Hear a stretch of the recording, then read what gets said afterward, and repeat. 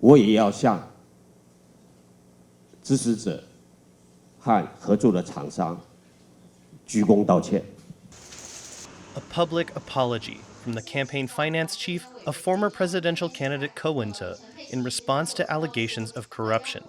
The campaign now says that it misreported expenses totaling more than $500,000. In one example, more than $150,000 were marked as being paid to a public relations company, which the company says it never received. The campaign also failed to report revenue from a concert ostensibly held as a fundraiser, which it now says was a purely commercial event. In total, the campaign says 17 expenses were misreported, blaming the errors on an outside accountant. Ke, a former Taipei mayor and head of the Taiwan People's Party, is standing behind his team.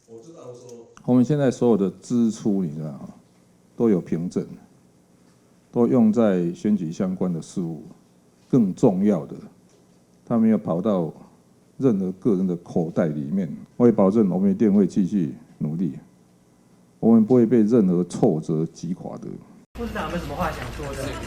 It's just one of several corruption scandals hanging over the party. Peng Zhengsheng, deputy mayor of Taipei under Ke, has been barred from leaving the country after he and Ke were implicated in a suspicious real estate deal dating from their time in office. It's been a difficult 6 months for a politician once seen as a rising star and disruptor of the country's two-party status quo. And so he initially politically debuted in 2014. He framed himself as a beyond blue-green distinctions. And in this way, he benefited from being an independent at a time in which the public seemed to hope for alternatives. And so coming up as a new third party in that way, I think that actually was a disruption to the status quo. But at a certain point, he came to be seen as grandstanding on national issues rather than paying attention to very local mayoral issues. And so then his rating fell dramatically.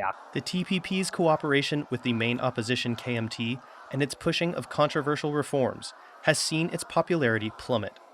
One recent poll showed Ke's Taiwan People's Party with an approval rating of only 6%.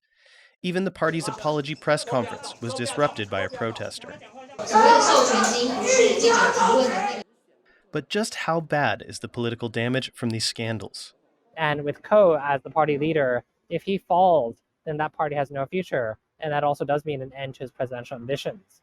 But it's also possible that this will become part of his political brand, that the controversies glance off of him, and he will manage to frame himself as being targeted politically by the DPP government in a way that benefits him. Unpopular and facing criminal investigations, the question is whether Ke and his party, who only recently shook up Taiwanese politics, can put aside recent scandals, or is this latest revelation too much to recover from? Chen and Gorin for TaiwanPlus.